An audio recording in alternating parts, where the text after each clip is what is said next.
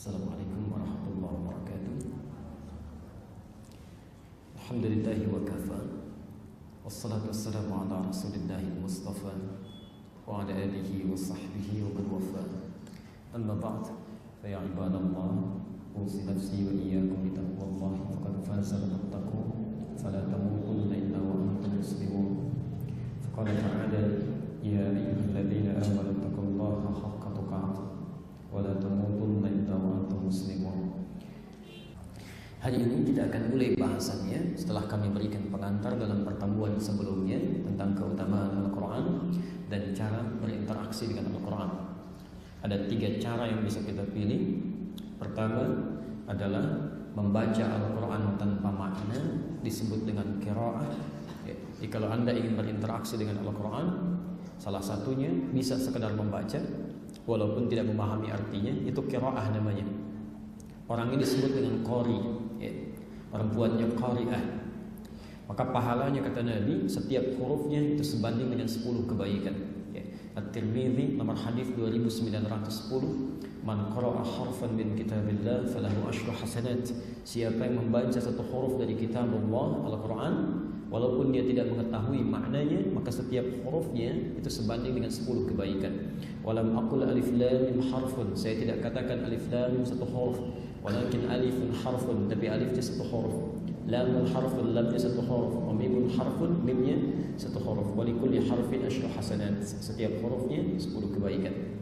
Kalau Anda sudah pandai membacanya, apalagi belajar ilmunya tajwid, kemudian sudah bisa lancar, sudah bisa baik, maka Nabi meminta pada tahap yang kedua, disebut dengan tilawah. Tilawah. Membaca Quran dengan makna. Membaca Quran dengan makna. Tidak banyak yang dibaca, barangkali 3 ayat, 5 ayat, tapi Anda dalami maknanya. Anda amalkan dalam kehidupan. Insyaallah. Itu pahalanya luar biasa. Luar biasa pahalanya. Anda temukan misalnya di hadis Muslim nomor hadis 2010. Nabi menyampaikan, majtama'a qaumun fi baitin min buyutillah, tidak akan pernah didapati sekelompok orang berkumpul di salah satu rumah Allah, yatluna kitaballah, mereka bertilawah Al-Quran. Ini bukan qiraah, Dia membahas satu ayat, dia tafsirkan, dia pahami, kemudian dia coba untuk amalkan. Wa yatadarasunahu fima bainahum. Kemudian dia pelajari bersama-sama, diskusikan, pahami kandungannya. Illa, kecuali nazalat alaihimus sakinah, saat mereka tengah belajar pun Allah akan turunkan ketentraman dalam jiwa mereka. Di keutamaan membaca Quran dengan makna, tahu tafsirnya, dibandingkan dengan baca saja tidak mengerti kandungannya, itu dampaknya ke hati akan lain, Bu.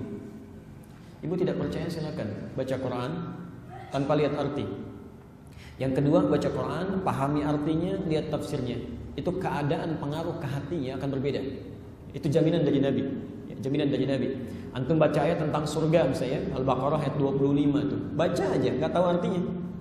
Dengan antum baca dengan tafsirnya, artinya, pahami, itu pengaruhnya ke hati akan berbeda.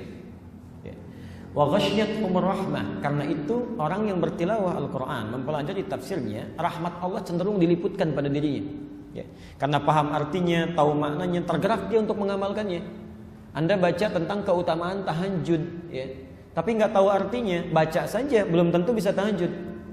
Tapi kalau Anda membaca ayat tentang tahajud, Al-Isra ayat 79 sampai 81 misalnya, lalu Anda pelajari keutamaannya, Masya Allah, dampaknya bagi kehidupan, rahmat Allahnya, pertolongan Allahnya, begitu tahu, malamnya bisa tahajud. Ini lain dampaknya. Dan Masya Allah, ghasyiyatuhumur rahmah wa haffathumul malaikah. Orang-orang yang belajar tafsir tilawah Quran, itu tanpa dia sadari, malaikat itu berkerumun ikut bergabung.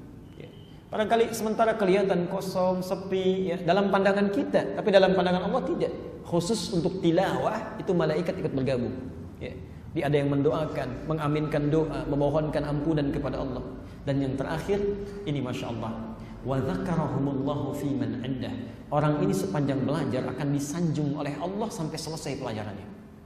Sanjung-sanjung dia. Pelajaran lain belum tentu. Hadisnya sahih. Hadis Muslim nomor hadis 2010. Itu ilmunya disebut dengan tafsir, metode pelajarannya disebut dengan tilawah. Yang terakhir disebut dengan tahfidz. Ini puncaknya. sudah paham isinya, sudah mengerti cara mengamalkannya, lalu supaya jadi petunjuk dalam kehidupannya. Kalau bawa-bawa mushaf kemana-mana, tidak sempat di setiap tempat dibawa. Ya, mau ke kantor tidak harus selalu bawa mushaf. Antum naik kendaraan belum tentu bisa pegang, kan? Allah tawarkan cara yang ketiga. Kami mudahkan untuk menghafalkan isi mushafnya sehingga bisa dibawa kemanapun, dihadirkan kapanpun. Maka dijaminlah 4 kali dalam Al-Quran, surah ke-54 ayat 17, ayat 22, ayat 32, ayat 40. Walaqad yassarnal Qur'ana lidzikri fahal mim muddakir. Kami sudah mudahkan Quran itu untuk diingat, dihafalkan, maka adakah yang tergerak untuk menghafalkannya? Insyaallah. Nah, kita sekarang akan masuk pada tahap yang kedua dulu. Mudah-mudahan dengan paham isinya, mengerti kandungannya, bisa kita amalkan, dan kesempatan yang lain bisa kita hafalkan itu sehingga bisa dibawa pulang sampai menghadap pada Allah Subhanahu wa taala. Ya. Karena lain antum ya, ketika pulang membawa Quran dengan tak bawa Quran lain. At-Tirmidzi nomor hadis 2915. Masyaallah. Jadi orang yang pulang dengan hafalan Quran, pulang kepada Allah itu, saat akan masuk surganya, itu Qurannya bicara. Allahumma halli. Ya Allah, mohon hiasi orang ini. Hiasi orang, bedakan dengan bukan penghafal Quran. Ya. Dan itu tafsir dari ayat Quran surah 35 ayat 32. Yuhallawna. Ya. Maka penghafal Quran akan diberikan hiasan oleh Allah saat di akhirat nanti. Ya. Masya Allah. Kemudian wa yulbasu ilaihi tanjul karamah, maka dipakaikanlah di kepalanya mahkota kehormatan. Insyaallah. Lalu yang jadi menarik, Allah sendiri menyampaikan mana orang tuanya. Mana orang tuanya? Ya. Kalau orang tuanya pun beriman, dia beramal soleh masuk surga juga, maka orang tua yang memfasilitasi anaknya bisa hafal Quran akan dititipkan mahkota di tangan anaknya, anaknya sendiri yang akan memakaikan di kepala kedua orang tuanya. Yang sinarnya kata Nabi itu lebih terang dibandingkan dengan sinar mentari yang masuk ke dalam rumah seseorang. Baik. Tapi Qurannya nggak cukup. Kata Quran, Allahumma zidhu. Ya Allah, mohon tambahkan, bedakan penghafal dengan fasilitator. Masya Allah. Fayulbasu ilaihi libasul karamah. Maka dipakaikan pada penghafal Quran ini jubah kehormatan. Maka naiklah dia ke surganya dengan mahkota dan jubah kehormatannya. Allah. Ya. Maka barangkali orang lain sudah diwafatkan karena Qurannya sudah siap. Coba yang di Palestina itu ya, yang di Syria itu anak kecil-kecil itu udah pulang kan sudah siap Qurannya, ya, sudah hafal. Ya, Allah sayang pada mereka, kamu jangan lama-lama di dunia, sudah capek, pulang aja, pulang, siap-siap. Ya, mungkin kita yang dihidupkan sampai hari ini, menurut Allah masih diberikan kesempatan. Ayo, kamu sebelum pulang hafalkan, walaupun berapa ayat, walaupun berapa surat. Ya. Kita akan mencoba dengan memahaminya dulu supaya mudah dihafalkannya, mudah dibawa dan mudah diamalkan dalam kehidupan.